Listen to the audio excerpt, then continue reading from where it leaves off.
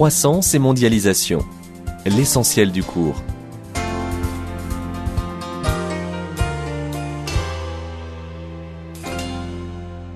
Vers 1850, le monde entre dans une longue période de croissance économique. D'abord dominée par les économies monde britanniques puis américaines, la croissance économique mondiale devient multipolaire à l'aube du XXIe siècle. Quelles sont les manifestations et les rythmes de la croissance? Comment sommes-nous passés d'économies mondes successives à la mondialisation? Retenez cette première idée clé. La croissance économique observée dans le monde occidental remonte aux années 1850. Elle prend appui sur l'industrialisation des pays occidentaux. Il faut distinguer trois grandes phases dans ce processus d'industrialisation. La première débute avant 1850. Elle est fondée sur l'exploitation du charbon et du fer, l'énergie produite par la machine à vapeur, la production textile et le transport par chemin de fer.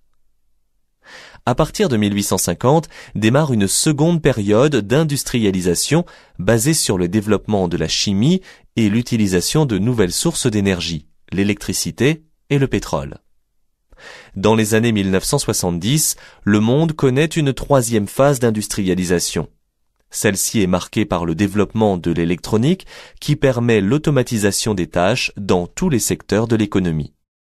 Notez qu'à partir de 1990, les techniques de l'information et de la communication transforment les sociétés industrielles en sociétés de communication.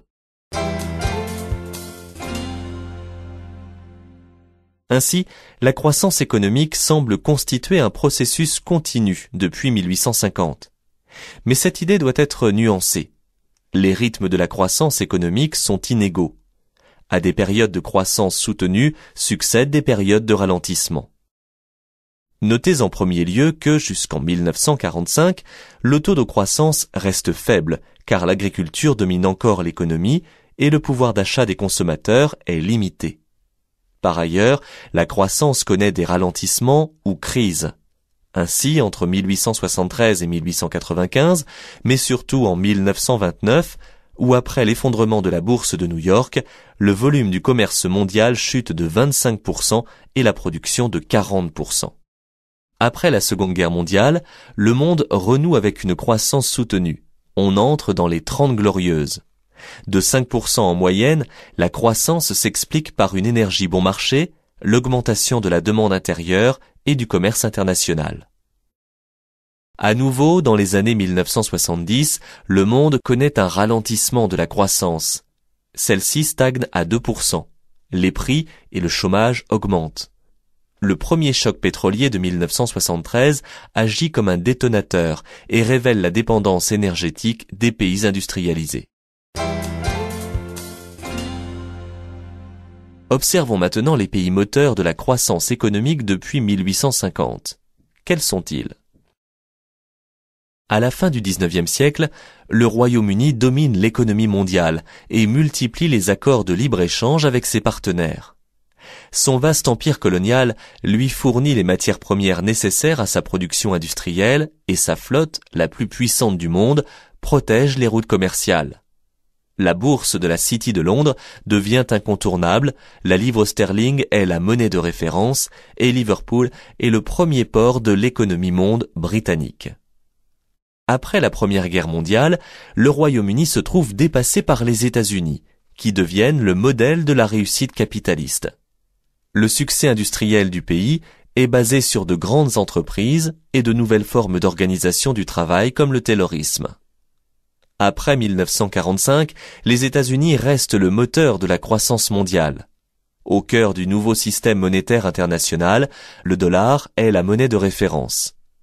À partir de 1947, grâce à l'aide financière du plan Marshall, les produits américains pénètrent les marchés européens.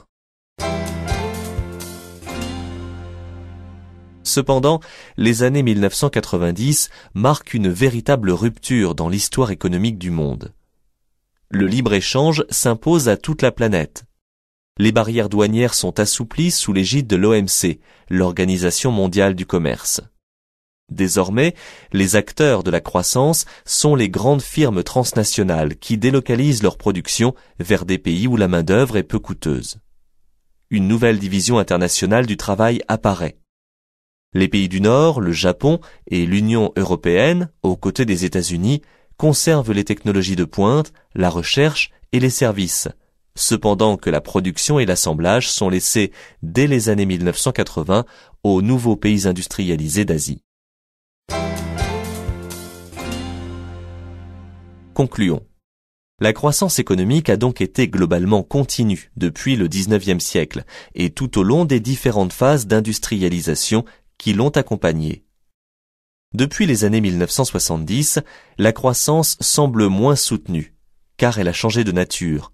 Elle n'est plus liée à la production industrielle et à la création d'emplois, mais au commerce et à la finance. D'abord britannique au XIXe siècle, puis américaine au XXe siècle, l'économie monde est devenue multipolaire à l'aube du XXIe siècle. On parle de mondialisation. Aujourd'hui, les États-Unis conservent un rôle moteur dans ce processus, mais ils sont fragilisés par de nouveaux acteurs.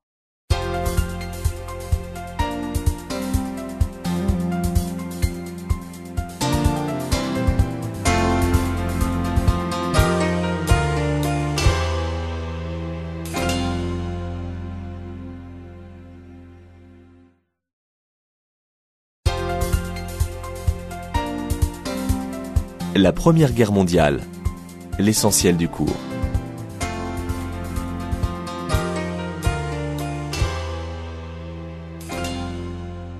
La Grande Guerre, qui se déroule de 1914 à 1918, fait basculer le monde dans une violence extrême.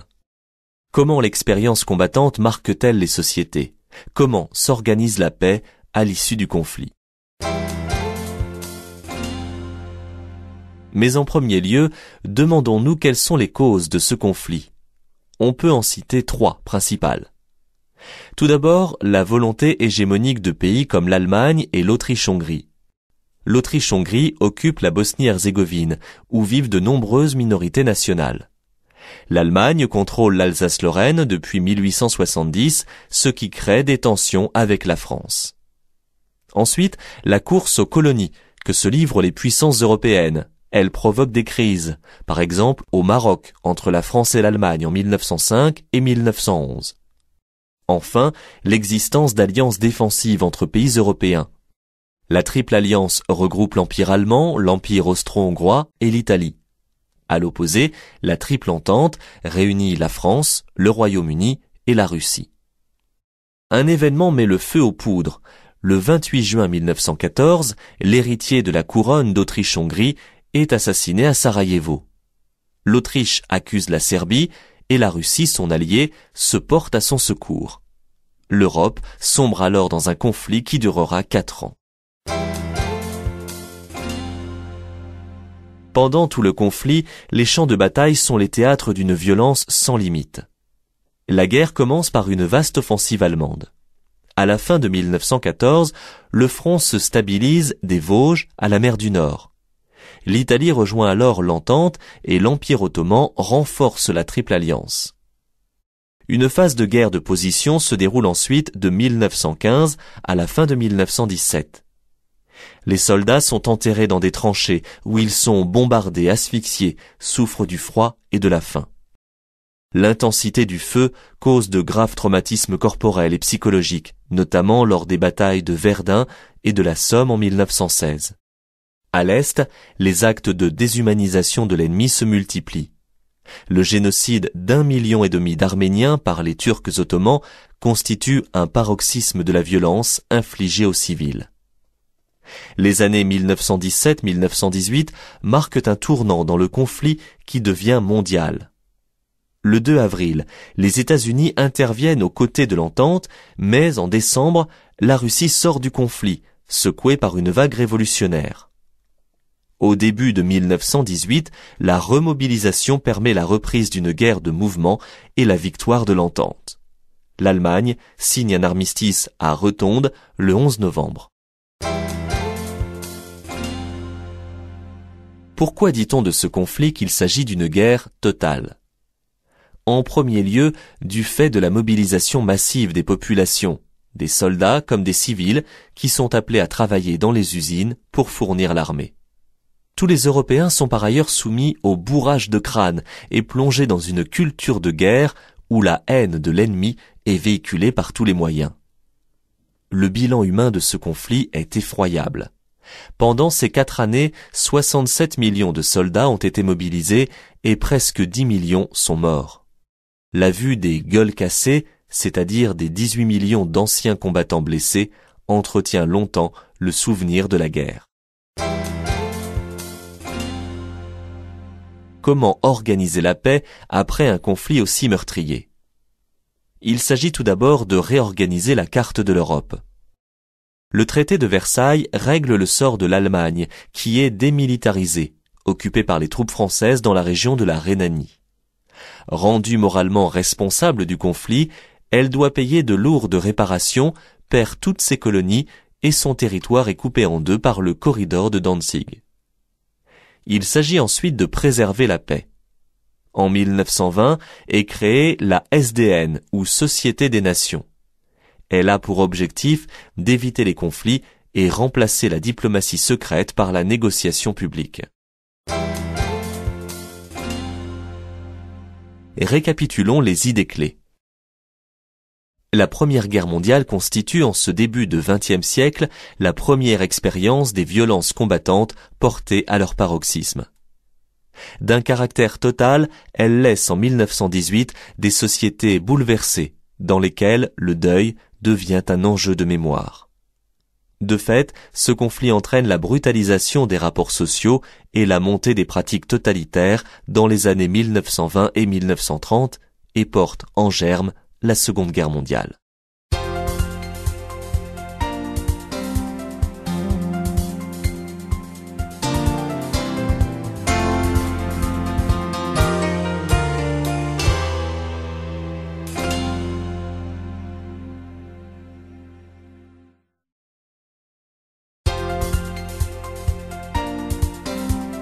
Genèse et affirmation des régimes totalitaires. L'essentiel du cours.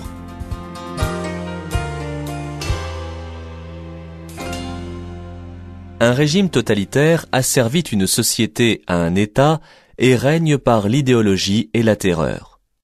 Utilisé pour la première fois pour caractériser le régime italien, le terme totalitaire a progressivement englobé l'Allemagne nazie puis l'URSS stalinienne.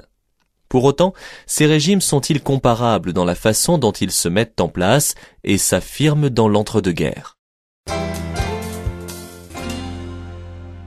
On peut dire que les régimes totalitaires soviétiques, italiens et allemands sont tous les trois nés de la Première Guerre mondiale. Pourquoi? En 1917, affaiblie par la guerre, la Russie connaît une vague révolutionnaire qui porte au pouvoir le parti bolchevique. Celui-ci, qui doit faire face à une guerre civile, prend une série de mesures radicales. Les entreprises sont nationalisées, la société est surveillée, les paysans riches sont éliminés. Le pouvoir est confisqué aux assemblées populaires, les soviets, au bénéfice du seul parti bolchevique dont Lénine est le représentant. Des pratiques totalitaires se mettent en place. L'Italie, quant à elle, est victorieuse en 1918, mais elle n'obtient pas les terres promises par les Alliés. Les nationalistes, comme les faisceaux de combat ou partis fascistes fondés en 1918 par Mussolini, dénoncent cette victoire mutilée. En 1918, l'Allemagne est elle aussi secouée par une révolution qui pousse l'empereur à abdiquer. La République de Weimar signe le traité de Versailles, très défavorable au pays. Le Parti national-socialiste, ou Parti nazi, fondé par Hitler en 1920, dénonce ce coup de poignard dans le dos. Autre facteur d'explication de la montée des totalitarismes, la crise économique et sociale des années 1930. En Italie, les inégalités entre le nord, industrialisé, et le sud, agricole, rendent difficile le retour à la croissance après la guerre. La démobilisation de millions d'hommes entraîne l'augmentation du chômage, mais aussi des grèves. De son côté, l'Allemagne subit lourdement la crise de 1929. En 1932, le taux de chômage atteint 30%. Le mécontentement de la population et la peur du communisme favorisent ainsi l'ascension des fascismes allemands et italiens. Comment Staline, Mussolini et Hitler parviennent-ils néanmoins légalement au pouvoir? Commençons par Staline. À la mort de Lénine en 1924, Staline, secrétaire du Parti communiste, profite des tensions politiques internes pour renforcer son influence.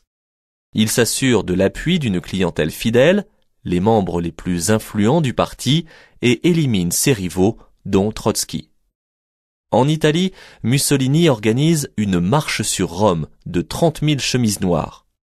Impressionné par ce coup de force, qui n'est pas un coup d'État, le roi Victor Emmanuel III le nomme Premier ministre en 1922. En Allemagne, le parti nazi obtient 44% des suffrages aux élections législatives de 1933. Sous la pression des milieux d'affaires, le président Hindenburg nomme Hitler chancelier le 30 janvier 1933. Examinons maintenant les points communs entre les trois régimes mis en place. Ces régimes sont tout d'abord antidémocratiques, organisés autour d'un parti unique et mené par un guide emblématique. En effet, en Allemagne comme en Italie et en URSS, les structures du parti unique se superposent à celles de l'État.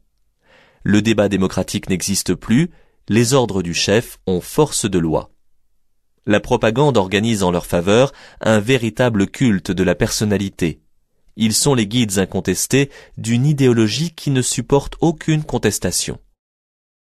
Ces régimes totalitaires embrigadent, encadrent et surveillent totalement leur population.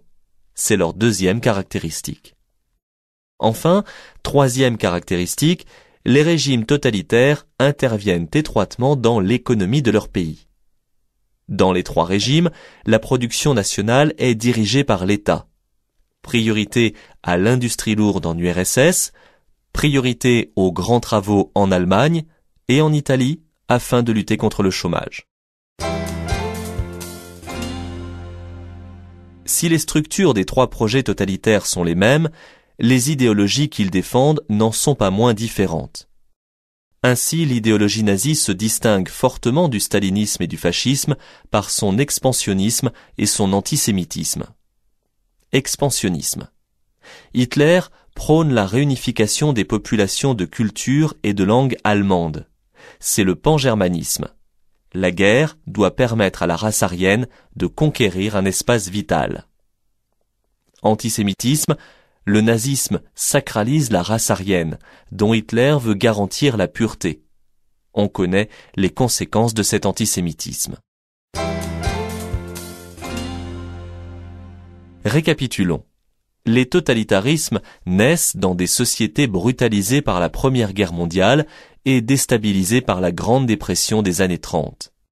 Ils accèdent au pouvoir légalement et s'y maintiennent par l'embrigadement de la population et la terreur policière.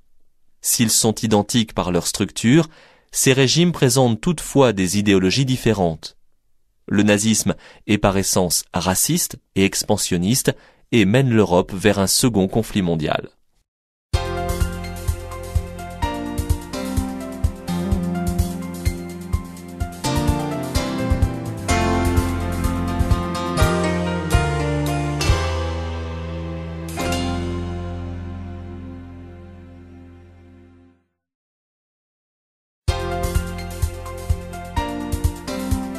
La Seconde Guerre mondiale. L'essentiel du cours.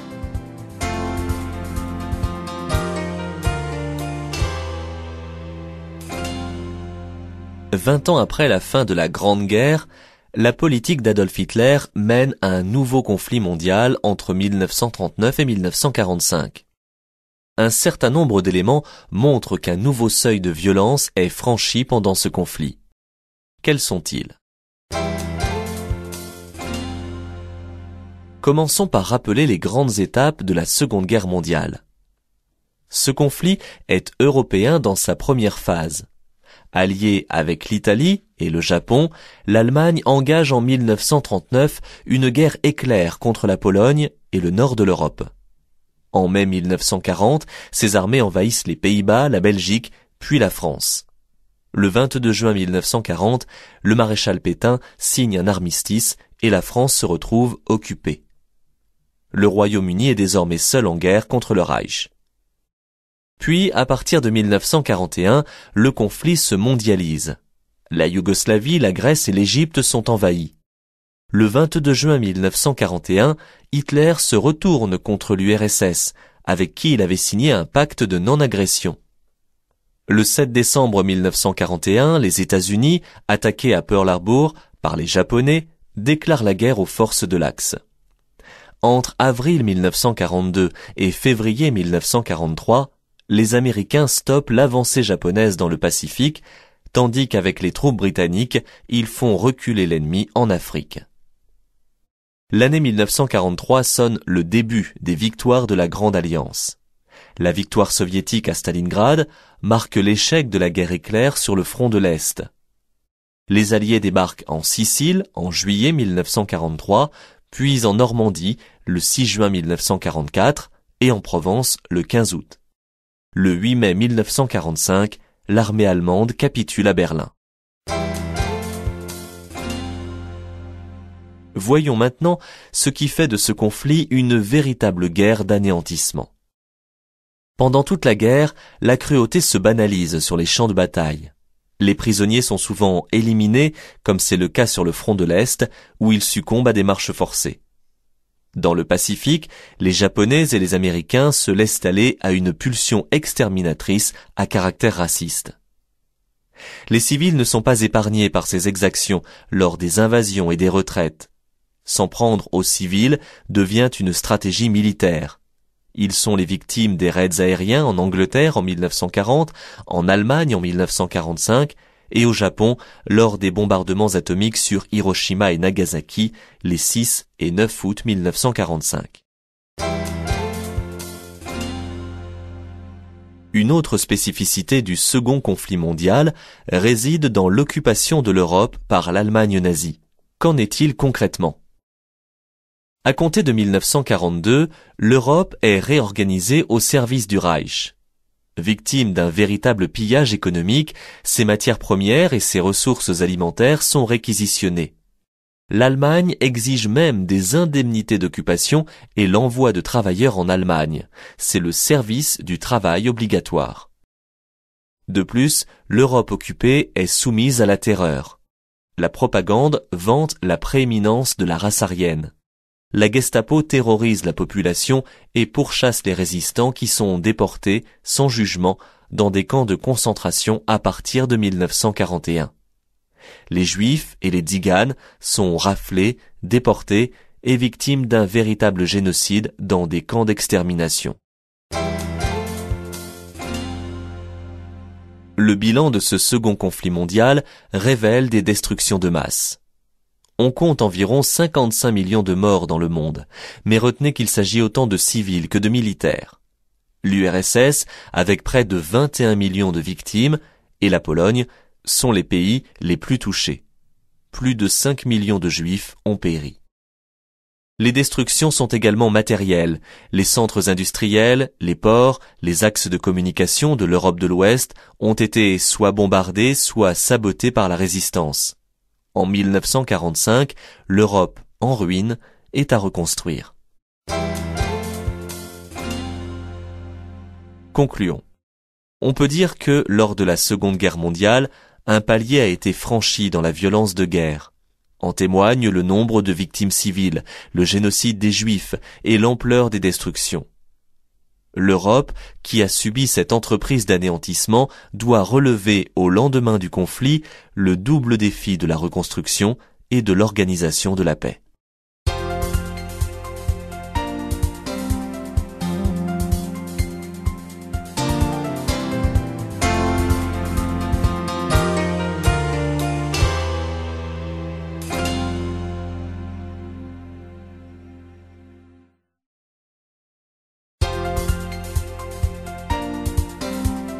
La guerre froide, l'essentiel du cours.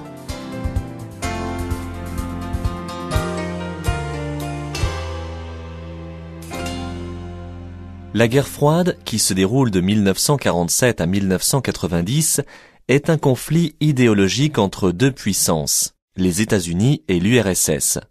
Elle se caractérise par des crises plus ou moins intenses et par une absence d'affrontement direct. Quels sont les modèles idéologiques qui s'opposent pendant la guerre froide? Quelles sont les principales manifestations de cette opposition? Retenez en premier lieu que la guerre froide est avant tout un conflit entre deux modèles politiques et économiques totalement opposés. Sur le plan politique, le modèle américain est celui de la démocratie libérale, où les libertés fondamentales sont respectées, les élections libres, les pouvoirs séparés. Le modèle soviétique est celui de la démocratie populaire dirigée par un parti unique, celui-ci étant chargé de faire advenir une société égalitaire. Dans le domaine économique, l'opposition est tout aussi radicale. Le capitalisme américain est basé sur la propriété privée et la liberté d'entreprendre, tandis qu'en URSS, les moyens de production sont nationalisés et l'économie est planifiée par l'État. De multiples crises jalonnent l'histoire de la guerre froide. Celle-ci commence à Berlin. Pourquoi cette ville constitue-t-elle un enjeu central? À l'issue de la guerre, l'Allemagne est divisée en 4 zones d'occupation. Les alliés occidentaux, britanniques, français et américains à l'ouest, les soviétiques à l'est. Située au cœur de la zone soviétique, Berlin est elle aussi divisée en 4 zones d'occupation. En avril 1948, les Occidentaux réunissent leurs zones. Les Soviétiques dénoncent cette tentative de création d'un État fédéral et instaurent un blocus autour de Berlin-Ouest. Durant une année, la ville est ravitaillée par avion grâce à un pont aérien mis en place par les États-Unis. L'URSS cède et lève le blocus. Cette première crise a pour conséquence la création en 1949 de 2 États, la RFA, République fédérale d'Allemagne, à l'ouest, et la RDA, République démocratique allemande, à l'est. Berlin-Ouest représente dès lors une vitrine du monde libre. Et en 1958, Khrouchtchev tente à nouveau de l'isoler.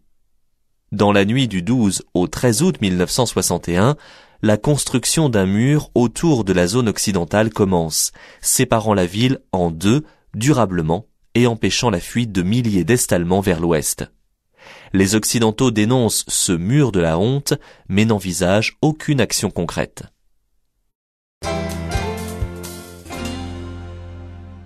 En 1962, l'apogée des tensions est atteint lors de la crise de Cuba. L'île de Cuba est contrôlée depuis 1959 par Fidel Castro, allié à l'URSS. En octobre 1962, des avions américains y repèrent des rampes de lancement de missiles.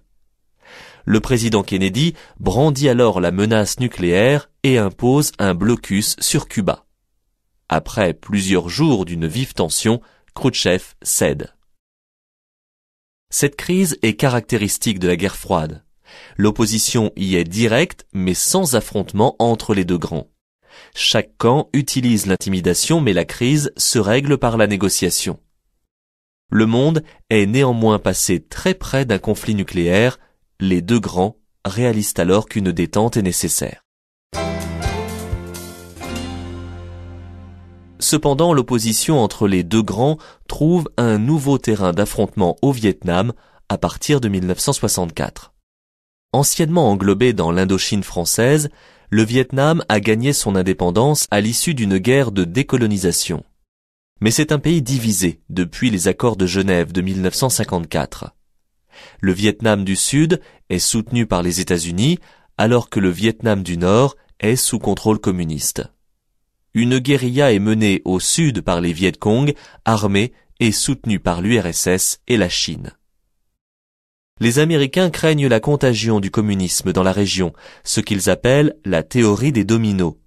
C'est pour cette raison que le président américain Kennedy envoie en 1961 des troupes chargées d'encadrer les combattants sud-vietnamiens. À partir de 1964, les États-Unis renforcent leur engagement militaire dans la région. Pendant 3 ans, le Vietnam reçoit plus de bombes que toute l'Europe pendant la Seconde Guerre mondiale. Malgré leur supériorité militaire, les États-Unis s'enlisent et doivent se retirer du Vietnam en janvier 1973. La guerre du Vietnam a été un véritable traumatisme pour la grande puissance. L'impact médiatique en particulier est terrible. Les caméras du monde entier révèlent les horreurs de la guerre, l'usage du napalm, les bombardements, les massacres de civils. Concluons. La guerre froide domine toutes les relations internationales de la deuxième moitié du XXe siècle. La ville de Berlin en est un enjeu pendant toute la période. La crise de Cuba en constitue un paroxysme. La guerre du Vietnam est un conflit armé particulier, marqué par la défaite américaine. Le 9 novembre 1989, le mur de Berlin tombe, devenant à nouveau un symbole, celui de la fin de la guerre froide et de l'effondrement du modèle communiste.